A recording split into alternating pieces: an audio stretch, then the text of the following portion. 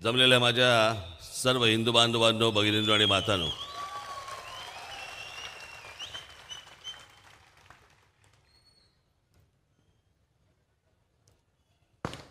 घाटकोपरची सभा आटपून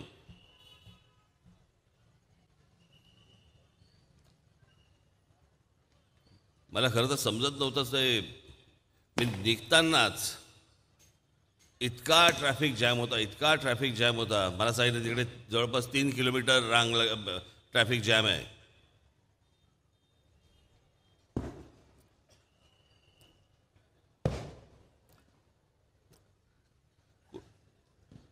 कुठल्या हिब्रू भाषेत समजतं काय ना?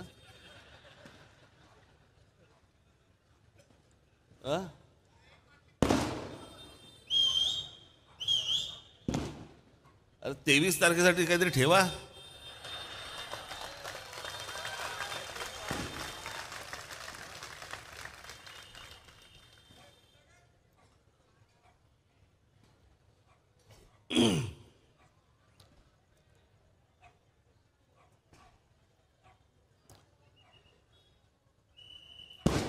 मला समजत नव्हतं की मी वेळेवरती पोहोचीन की नाही.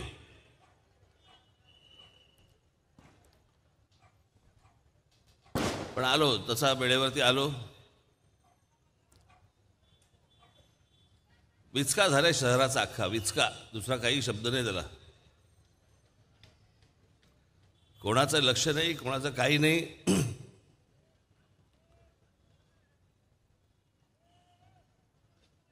नुसती माणसं येत आहेत, भरलं जातंय.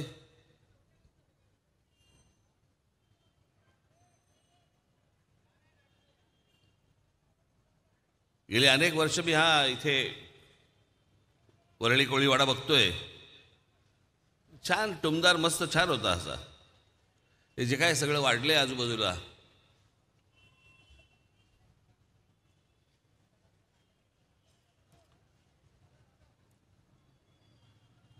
इथेही राहणाऱ्या असंख्य लोकांचं, माझ्या कोळी बांधवांचं, भगिनींचं घरांचे प्रश्न आहेत. प्रत्येक बिल्डरचं लक्ष आहे. या ब्रिजवरनं जाता येता सगळे बघत असतात, हा केक मला मिळावा.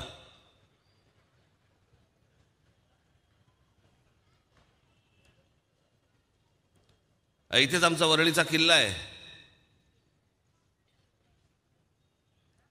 हा ब्रिटिशांनी बांधला होता.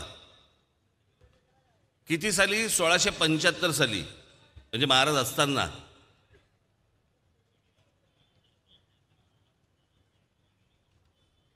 कशासाठी बांधला होता? की समुद्रमार्गे जर शत्रू आला तर त्याच्यावरती लक्ष ठेवण्यासाठी. म्हणून हा वरळीचा किल्ला बांधला. तिथून माहीमचा किल्ला बांधला. त्याला काही नव्हतं तिथे मध्ये. वरळीच्या किल्ल्यावरनं माहीमचा किल्ला दिसायचा, माहीमच्या किल्ल्यावरनं वरळीचा किल्ला दिसायचा. पण ते शत्रूवरती लक्ष ठेवण्यासाठी होतं. माझी इथल्या कोळी बांधवांना, भगिनींना माझी विनंती आहे, तुमचा शत्रू समुद्रातनं नाही येणार आहे, तो मागून जमिनीवरनं येणार आहे. तिथे तुमचं लक्ष असलं पाहिजे. कधी बोलता बोलता तुमच्या हातातनं हे सगळं घेऊन जातील, तुम्हाला थांगपत्ता लागायचा नाही.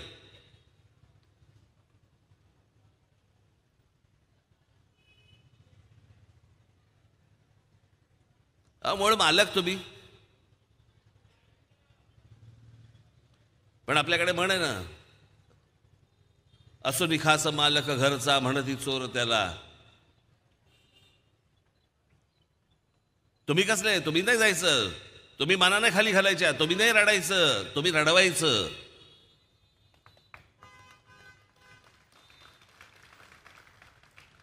आज ज्या वेळेला माझ्याकडे ज्यावेळेला मराठी माणसं येतात, अनेक गोष्टींसाठी येतात, कामासाठी येतात, त्याला सांगतो मी, म्हटलं माझ्याकडे तुम्ही तक्रार नाही करायची. माझ्याकडे तुमच्या विरोधात तक्रार आली पाहिजे.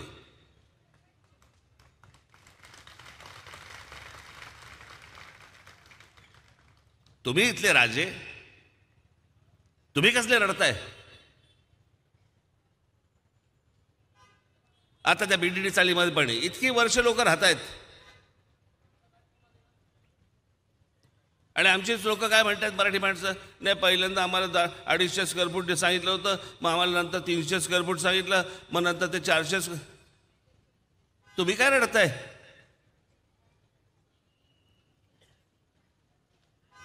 आणि ह्या तुम्हाला स्क्वेअर फुटात मोजणारे ही माणसं कोण आहेत? बाबांनो, पहिल्यांदा ना आपला इतिहास एकदा चाळून बघा. आपण कोण होतो, आपण कोण आहोत.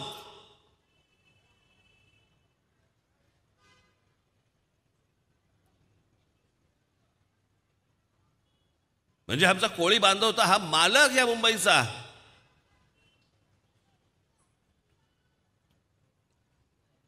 तुम्ही नाही रडायचं.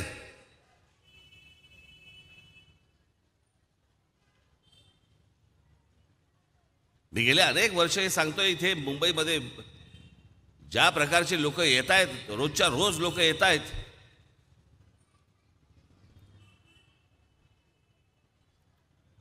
हे आमचे पोलीस बांधव इथे आहेत, पुढे मागे कुठे आहेत, तिकडे सगळीकडे.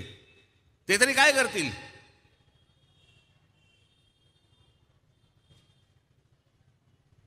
पत्ता कुठे कोणाला? कोण येतंय, कोण जातंय, कोण राहतंय, कोण काय करतंय माहितीच नाहीये.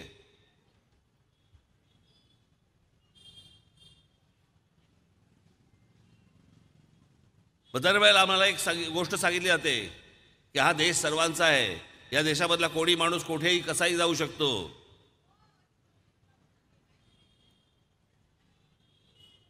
हा देश सर्वांचा आहे, मान्य आहे मला. पण या देशामध्ये कोणी माणूस कधीही कुठेही जाऊ शकतो हे मला मान्य नाही. याचं कारण आपल्याकडे कायदा तसा आहे, या देशाचा कायदा आहे की जर एखाद्या शहरामधनं, एखाद्या गावामधनं जर समजा तुम्हाला दुसऱ्या गावामध्ये, शहरामध्ये जर यायचं असेल तर पहिल्यांदा तुम्हाला तिथल्या पोलिसांना सांगावं लागतं की मी या गोष्टीसाठी म्हणून या शहरामध्ये आलेलो आहे, माझं वास्तव्य इकडे आहे, मी या कामासाठी आलेलो आहे. सगळे कायदे धाब्यावर बसून कोणी कुठेही राहते, कोणी काही करते. आणि नंतर आमच्याला सांगायचं पोलिसांची तपास यंत्रणा निकामी ठरली. कशी निकामी ठरली?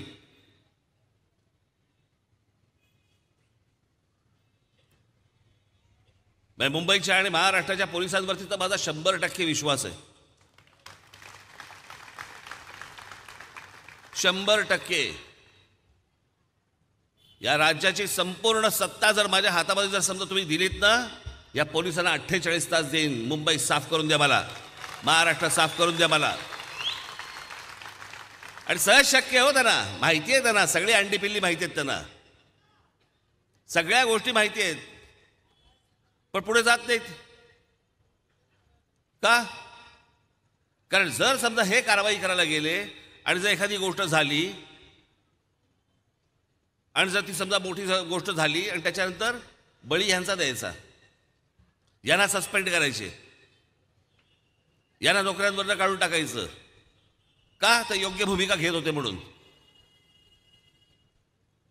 कोणी यांच्या मागे उभं राहत नाही. मागे त्या रजा अकादमीचा मोर्चा निघाला होता.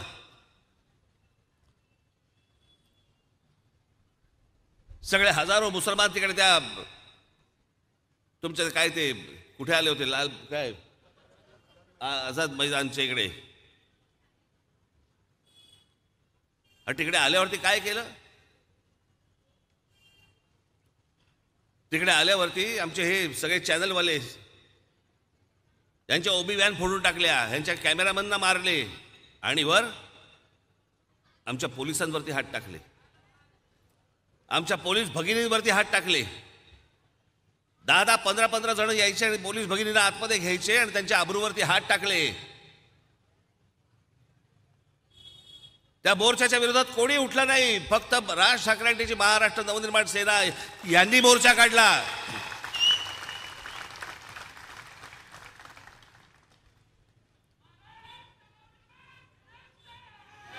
त्यावेळेला एक कमिशनर होते, पोलीस कमिशनर, ते येऊन सांगत होते तिकडे,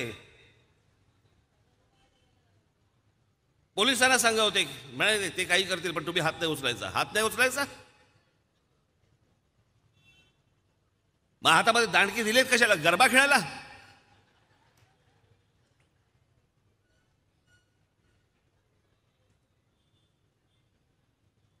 ह्या असल्या ज्या नीच प्रवृत्ती ज्या आहेत ना महाराष्ट्रामध्ये आहेत, अनेक मौल्यामध्ये लपलेल्या आहेत. एकदा या राज ठाकरेच्या हातामध्ये द्या सत्ता, एकदा नाही सडकून काढले एकेकाला ना.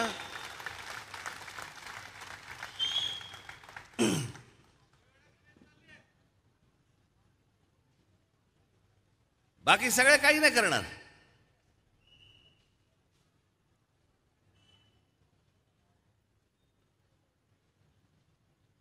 मुस्लिम मौलवी आज फतवे काढतायत.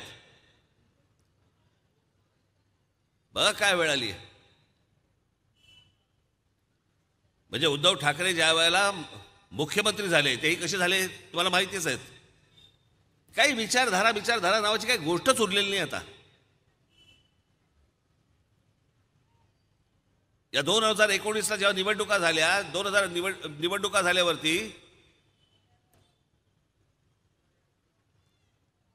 सगळ्यांनी आपापल्या आबरू बाजूला ठेवले.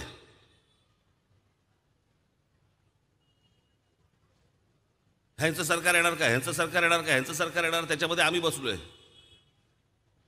आणि एके दिवशी सकाळी कळलं 6 वाजता अजित पवार आणि देवेंद्र फडणवीस शपथ घेत आहेत.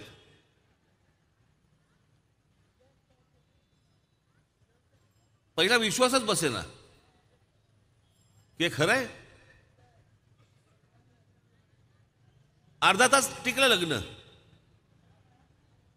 अर्ध्या तासात डिवोर्स. घटस्फोट झाल्या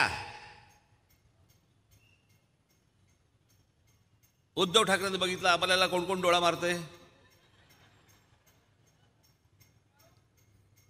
म्हणजे शिवसेना, भारतीय जनता पक्ष, काँग्रेस आणि राष्ट्रवादी पक्ष. म्हणजे काँग्रेस राष्ट्रवादी पक्ष नको म्हणून लोकांनी शिवसेना भारतीय जनता पक्षाला मतदान केलं. शिवसेना भारतीय जनता पक्ष नको म्हणून काँग्रेस राष्ट्रवादीला मतदान केलं.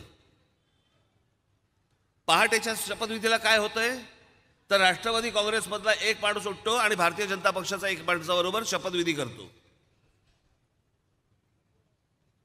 मग तो संसार तुटतो. मग या संसारातली एक जण उठते आणि त्या दोघांबरोबर संसार करायला लागते.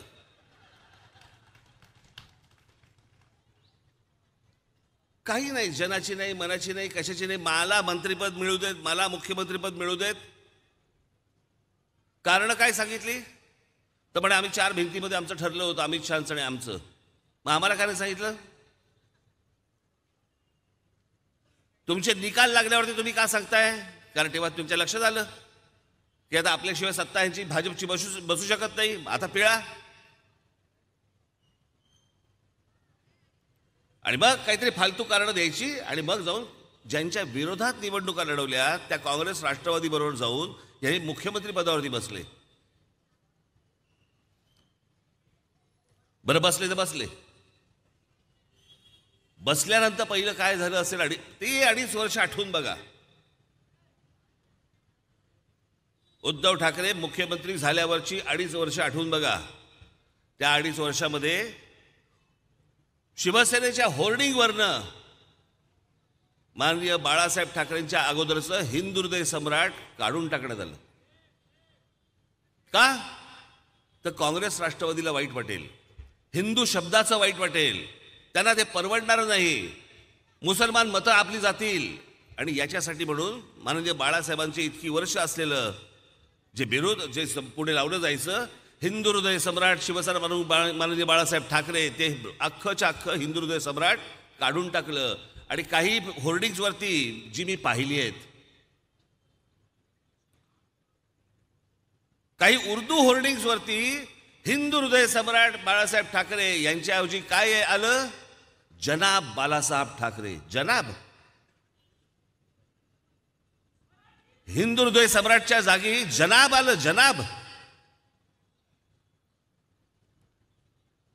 आज ते हयात असायला पाहिजे होते, फोडून काढले असते एकेकाला.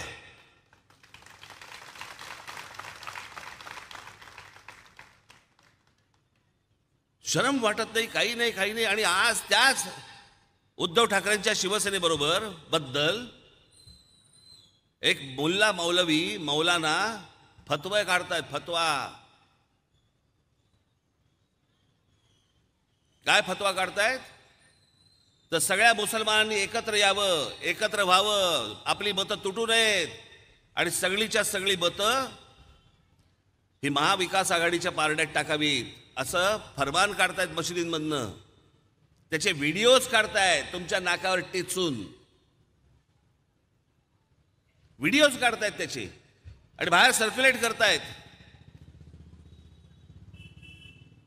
की सर्व मुसलमानांनी एकत्र यावं आणि यांना मतदान करावं.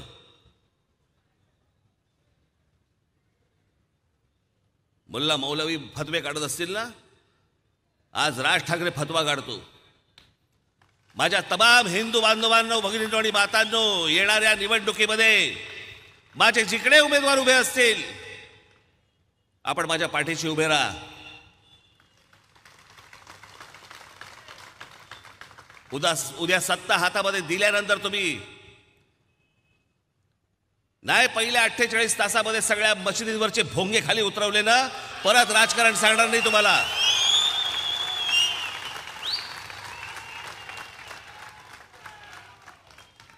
पहिल्या 48 तासात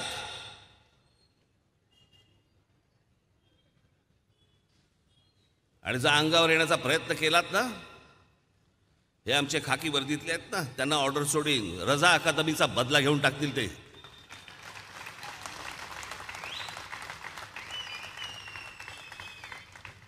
काय गंमत वाटली या सगळ्या गोष्टींची? याचं कारण तुम्ही थंड बसता, तुम्ही शांत बसता, तुम्ही चिडत नाहीत, तुम्ही रागावत नाहीत, तुम्ही प्रश्न विचारत नाहीत. त्याच्यामुळे ही माणसं सगळी शेफारली, वाटेल त्या गोष्टी करायला लागली. तुमची मतं विकली गेली. तुम्ही ज्यांच्यावरती विश्वास टाकलात ते पक्ष दुसऱ्या पक्षांबरोबर निघून गेले. तुमच्या डोळ्यात देखत गेले 5 वर्ष. आठवून बघा हो, आठवून बघा फक्त गेल्या 5 वर्षामध्ये काय काय घडलं. कोणाला लाज नाही, लज्जा नाही, काही नाही.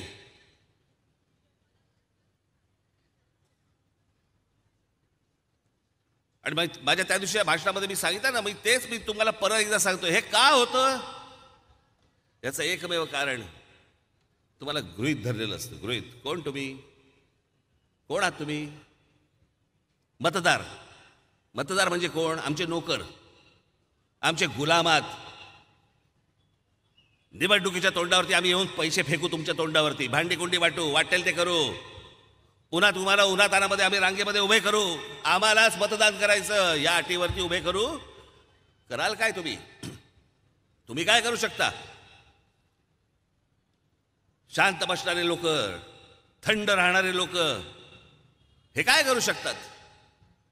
हा जो समज आहे ना त्यांचा, हा समज जोपर्यंत तुम्ही दूर करत नाही, तुमच्या मतांचा अपमान जो झालाय ना त्याचा जोपर्यंत तुम्ही बदला घेत नाही, तोपर्यंत ही माणसं वटणीवरती येणार नाहीत.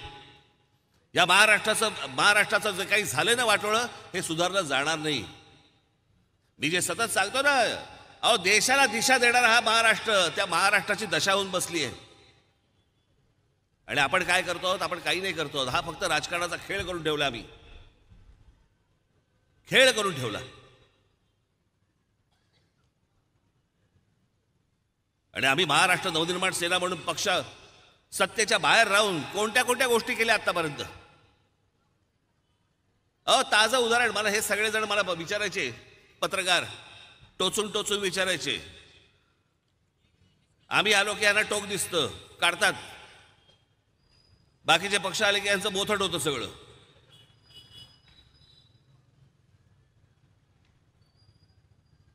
त्या टोलच्या आंदोलनाचं काय झालं? आणि ते म्हणजे आणि अत्यंत अशा कुत्सितपणे विचारायचं, म्हणजे ते टोलचं झालं ना, 5 टोल झाले ना बंद मुंबईचे.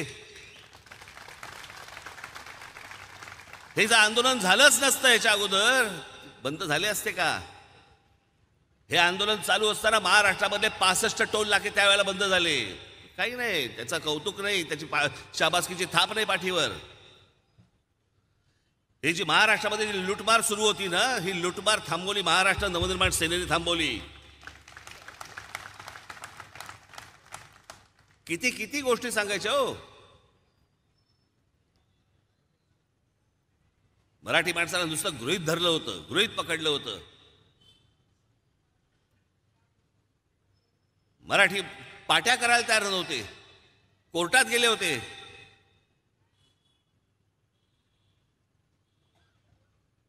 या मराठी पाट्यांच्या विरोधामध्ये ज्याला आंदोलन झालं, हा आमचा संदीप देशपांडे, हा जेलमध्ये होता.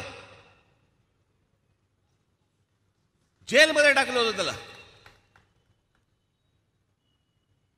का? त्याच्या बाबतीत आंदोलन केलं म्हणून.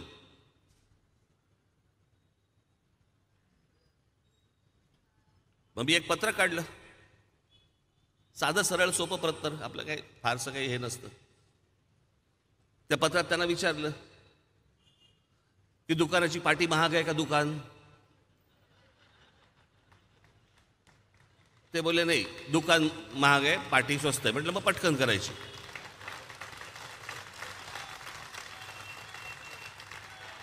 सोपे प्रश्न आहेत की नाही आपले, आपल्या काय फार भानगडीत जायचं ना आपण. आणि मग त्याच्यामध्ये एक शेवटची ओळ टाकली होती मी, की एवढं समजून सांगितल्यानंतर देखील जर समजा तुमच्या डोक्यात प्रकाश पडणार नसेल तर माझे महाराष्ट्र सैनिक तुमच्याशी चर्चा करायला येतील. आता माझे सैनिक कसे चर्चा करतात तुम्हाला माहिती आहेत. लगेच महाराष्ट्रामध्ये सगळीकडे दुकानाच्या पाट्या मराठी व्हायला लागल्या. जे सरकारने करायचं काम होतं ते महाराष्ट्र नवनिर्माण सेनेने बाहेर राहून काम केलं.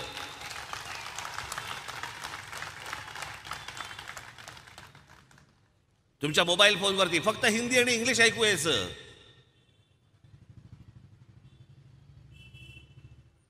मग एक दिवस गालावरती टाळ्या वाजवल्या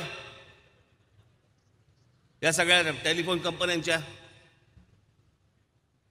48 तासाच्या आत मोबाईल फोनवरती पहिलं मराठी तुम्हाला ऐकायला सुरुवात झाली तुमची महाराष्ट्रामध्ये.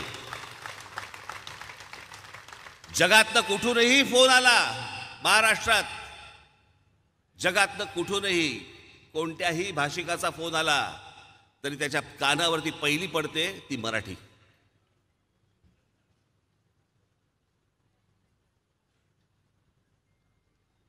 मला सांगावं या आता ह्या सगळ्या राजकीय पक्षांनी कोणती आंदोलनं केली, कुठची आंदोलनं केली?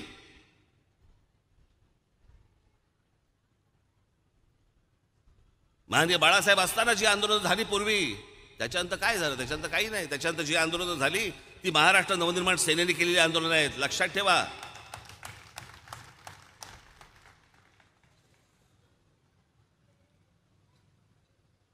मला जेवढं शक्य आहे, जी गोष्ट होणारी आहे मी त्याच गोष्टींचा शब्द देतो, त्याच्या पलीकडे मी शब्द देत नाही.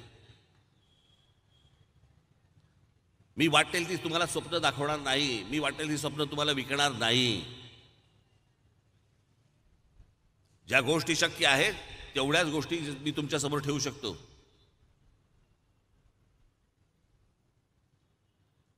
आज ही मुंबई नुसतीच महाराष्ट्राची राजधानी नव्हे, या देशाचं नाक आहे.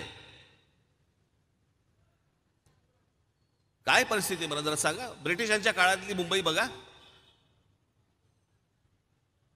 आज कुलाबा ते माहीम इथपर्यंत तुम्हाला जी मैदानं दिसतात, मैदानं, शिवाजी पार्क मैदान घ्या, ओव्हल मैदान घ्या, आझाद मैदान घ्या, किंवा तुमच्या इथे या अनेक भागामध्ये अनेक मोठी मैदानं असतील, ही मैदानं ब्रिटिशांच्या काळातली आहेत.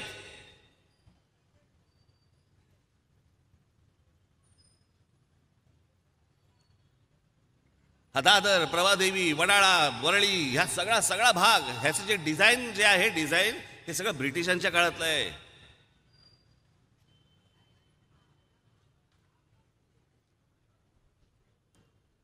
– 1947 सालानंतर एकही नवीन मैदान नाही आलं मुलांना खेळायला. जे आहेत ती ब्रिटिशांच्या काळातली आहेत. ज्याला एक टाउन प्लॅनिंग ज्याला म्हणतात, शहर कसं उभं करावं, शहरातल्या लोकांना काय काय लागतं, कोणत्या गोष्टी लागतात, त्या कशा पुरवाव्यात, त्या कशा असाव्यात, हे काम खरं तर नगरसेवकाचं पण आमदाराचं देखील.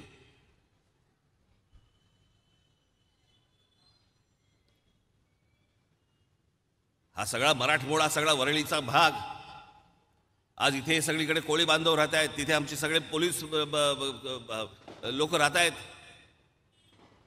पोलीस कॉलनीमध्ये, तिथे बिडणी चाळीमध्ये आमची लोक राहत आहेत.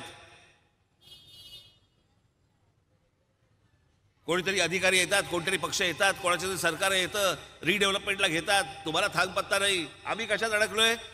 200 स्क्वेअर फुटाचा 300 स्क्वेअर फुट करता काय? भिका मागताय? जे तुमचं आहे ते मिळवण्यासाठी तुम्ही भिका मागताय ह्यांच्याकडे, ही बाहेर उदारली माणसं.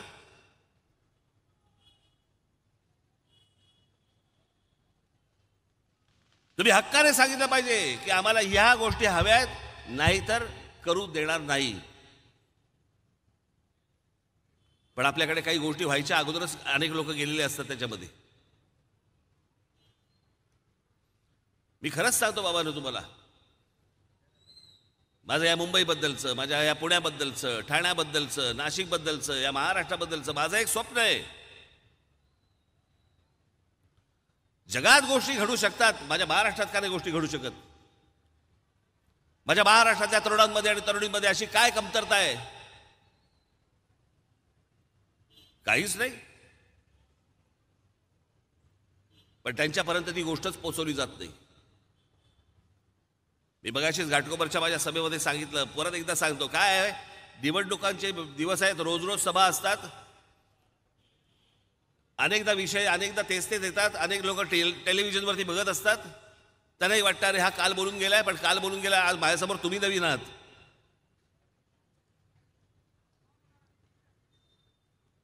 आणि ह्या गोष्टी मी एवढ्यासाठी सांगतोय की तुमच्या आत खोल एखादा स्क्रू फिट होतो ना, स्क्रू तशा फिट झाल्या पाहिजेत, आतमध्ये गेल्या पाहिजेत, तुम्ही बोललं पाहिजेत, तुम्ही लोकांना सांगितलं पाहिजेत.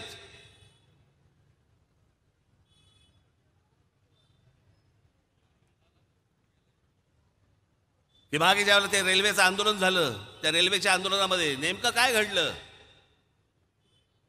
सगळ्या वर्तमानपत्रांमध्ये सर्व तुमच्या रेल्वे स्टेशनचे फोटो आले होते. अख्खी सगळी रेल्वे स्टेशन खचाखच भरलेली, पण उभी नाहीत, आडवी. आपली रेल्वे स्टेशन तर सगळ्या सकाळी सगळी भरलेली असतातच, लोक जाण्या येण्यासाठी म्हणून. लोकलने जाणारी आपली लोक जेव्हा स्टेशनवरती गेली तेव्हा त्यांच्या लक्षात आलं तिथे आज जायला जागा नाही आहे, कारण असंख्य लोक तिकडे झोपली होती, हजारोनी लोक झोपली होती. कोण होती ती लोक? मग विचारपूस करायला माणसं पाठवली, जिथे काही काही गोष्टी त्या फोटोच्या खाली पण लिहिलं होतं, पण अंदाज येत नव्हता. मग माणसं पाठवली, लक्षात आलं की महाराष्ट्रामध्ये रेल्वे भरती आहे, रेल्वेच्या नोकऱ्या आहेत हजारोने, आणि त्याच्यासाठी म्हणून उत्तर प्रदेश आणि बिहारमधनं अनेक तरुण इथे परीक्षा देण्यासाठी आले आहेत. मला लक्षात येणं, म्हटले उत्तर प्रदेश आणि बिहारमधनं महाराष्ट्रात नोकऱ्या आहेत, तर हे कसे काय आले? मग समजलं की या नोकऱ्या महाराष्ट्रात आहेत, याच्या जाहिराती फक्त उत्तर प्रदेश आणि बिहारमधल्या वर्तमानपत्रांमध्ये आल्या. महाराष्ट्रातल्या मराठी एकाही वर्तमानपत्रामध्ये जाहिरात आली नाही की इथे नोकऱ्या आहेत महाराष्ट्रामध्ये. महाराष्ट्रातल्या कोणालाच पत्ता नाही. कोणालाच म्हणजे कोणाला? मुख्यमंत्र्यापासून, खासदारापासून, मंत्र्यांपासून ते केंद्रातल्या मंत्र्यांपर्यंत जे महाराष्ट्राने आजपर्यंत इथून पाठवले ना, ह्यांच्यापैकी कोणाला पत्ताच नाही. जेव्हा आपण आवाज उठवला याच्या विरोधात,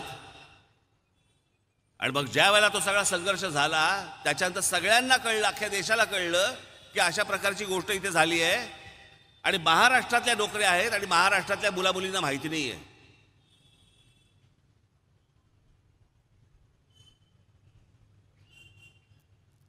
मग त्यावेळेला ममता बॅनर्जी ज्या वेळेला तिकडे रेल्वे मंत्री झाल्या होत्या, त्या झाल्यानंतर त्यांनी सर्व परीक्षा महाराष्ट्रातल्या मराठीमध्ये घ्यायला सुरुवात झाली. आपली पहिली मागणी होती की महाराष्ट्रामधल्या रेल्वेच्या परीक्षा ह्या मराठीतनं व्हायला पाहिजेत, कारण आमची मराठी मुलं जी आहेत हे मराठीमध्ये ती प्रश्नपत्रिका सोडवतील. आणि त्याच्यानंतर हजारो मुलांना रेल्वेमध्ये नोकऱ्या लागल्या त्या सगळ्या आंदोलनानंतर.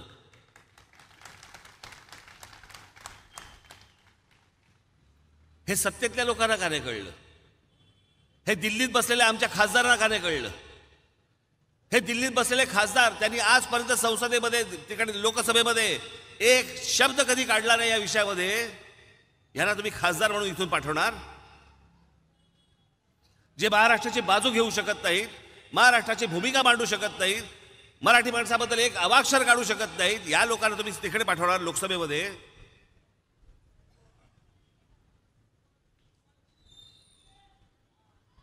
माझी बाबांनो तुम्हाला एकच विनंती आहे, कधी हा पक्ष सत्तेवर, कधी तो पक्ष सत्तेवरती, हे सगळा खेळ खेळलात, हे सगळेजण खेळले. इतकी वर्ष झाली, सगळ्यांना संधी दिली, प्रश्न वाढतायत, कमी नाही होत आहेत. एकदा राज ठाकरेला संधी देऊन बघा.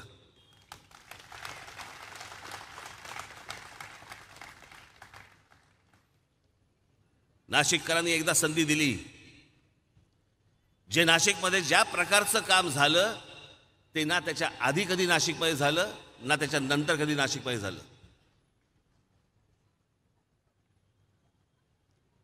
आज तिकडचे लोक, अनेक लोक हळहळत आहेत की अरे नाही, यांच्या हातात परत सत्ता द्यायला पाहिजे होती, अजून काही डेव्हलपमेंट झाल्या असत्या.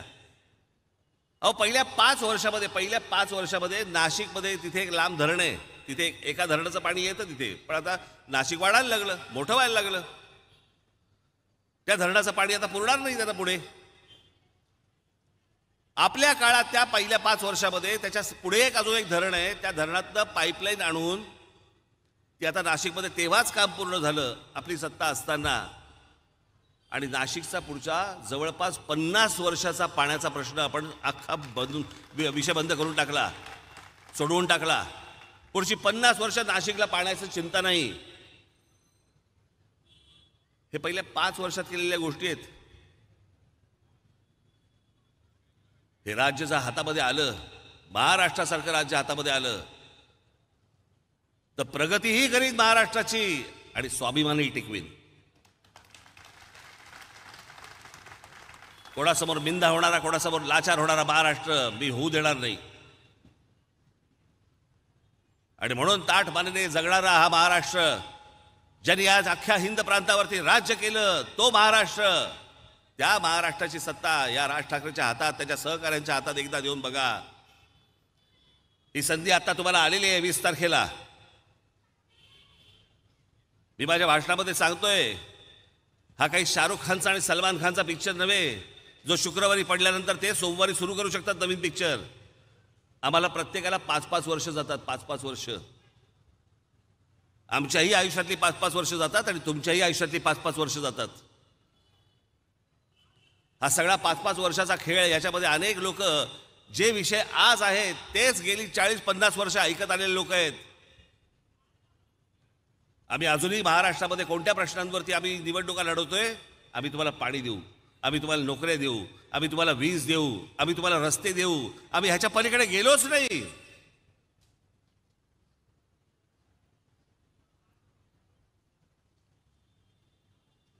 मुंबईसह संयुक्त महाराष्ट्र झाला 1960 साली. त्या 60 सालापासून 2024 पर्यंत आमच्या निवडणुकांचे विषय तेच आहेत. आपल्याला पुढे घेऊन जायचं आहे महाराष्ट्र. प्रगतीच्या काय कल्पना असतात ते मला माहिती आहे. मी जग फिरलेला माणूस आहे आणि अशक्य कुठची गोष्ट नसते हो.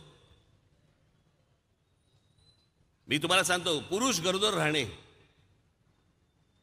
आणि बाहेर काढलेली टूथपेस्ट आतमध्ये घालणे, या 2 गोष्टी जर सोडल्या तर जगात इम्पॉसिबल गोष्ट कुठचीच नाही.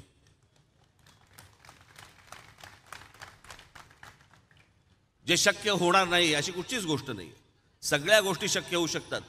नाशिकमध्ये जे आम्ही रस्ते बांधले, जे रस्ते केले, त्या नाशिकच्या रस्त्यांवरती इथून लोक पत्रकार विचारायचे, अरे त्या नाशिकमधल्या रस्त्यांवरचे खड्डे दाखव, मुंबईचे दाखवून झाले, ठाण्याचे दाखवून झाले, पुण्याचे दाखवून झाले, नाशिकचे फुटेज पाठवा. तिकडचे पत्रकार त्याला फोन करून सांगायचे. मी माझ्या मनचं नाही सांगत, तुम्ही नाशिकच्या पत्रकारांना जाऊन भेटून विचारा. तिकडचे पत्रकार सांगायचे, अहो इथे खड्डे नाही आहेत रस्त्यावर, काय दाखवू तुम्हाला, कोणतं फुटेज पाठवू?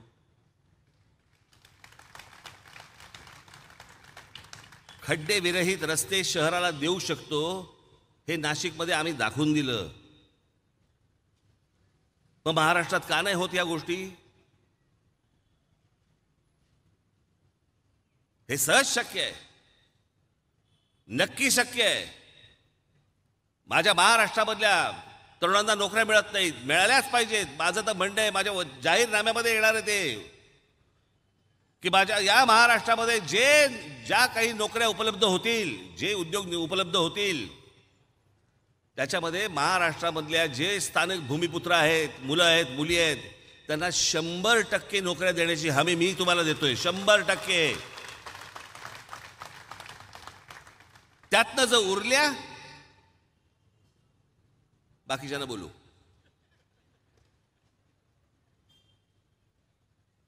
पण इथल्या पोरांच्या हाताला काम नाही आणि बाकीचे येऊन जर समजा मिरवणार असतील, चालणार नाही. माझा कुठच्याही राज्यातल्या, कुठच्याही देशातल्या, कुठच्याही राज्यातल्या लोकांबद्दल माझा काही राग नाही आहे. तुम्हाला आठवत असेल 2014ला मी सतत भाषणामध्ये सांगत होतो की नरेंद्र मोदी पंतप्रधान झाल्यानंतर नरेंद्र मोदींनी, माझी अपेक्षा आहे की फक्त उत्तर प्रदेश, बिहार आणि झारखंड या 3 राज्यांवरती लक्ष द्यावं, इतर कोणत्याही राज्यांवरती लक्ष देण्याची गरज नाहीये. या 3 राज्यांमध्ये उद्योग आणा, रोजगार आणा. तिकडच्या माणसाला तिकडनं गाव सोडून बाहेर जायची गरज लागणार नाहीये. या सगळ्या लोकांची ओझी महाराष्ट्र एकटा सहन करू शकत नाही आणि म्हणून या 3 राज्यांवरती आपण लक्ष केंद्रित करावं, हेच मी त्याला सांगितलं. प्रगती सुरू झाली आहे, काही काही गोष्टी तिकडे घडायला सुरुवात झालेली आहे. त्या दिवशी लोकसभेच्या वेळेला मी इथे सांगितलं होतं, पंतप्रधान ज्या वेळेला आले इथे, त्यावेळेला पंतप्रधानांच्या समोर मी 5 गोष्टी सांगितल्या होत्या. त्या 5 गोष्टी काय माझ्या घरासाठी नव्हत्या सांगितल्या, माझ्या स्वतःसाठी नव्हत्या सांगितल्या, महाराष्ट्रासाठी सांगितल्या होत्या. आणि त्या 5 गोष्टींमधली एक गोष्ट होती, माझ्या मराठी भाषेला माझ्या अभिजात भाषेचा दर्जा द्यावा. त्या दिवशीही मानले, आजही मानतो. मी पंतप्रधानांचे आभार मानतो की त्यांनी आमच्या मराठी भाषेचा सन्मान राखला आणि मराठी भाषेला अभिजात भाषेचा दर्जा दिला.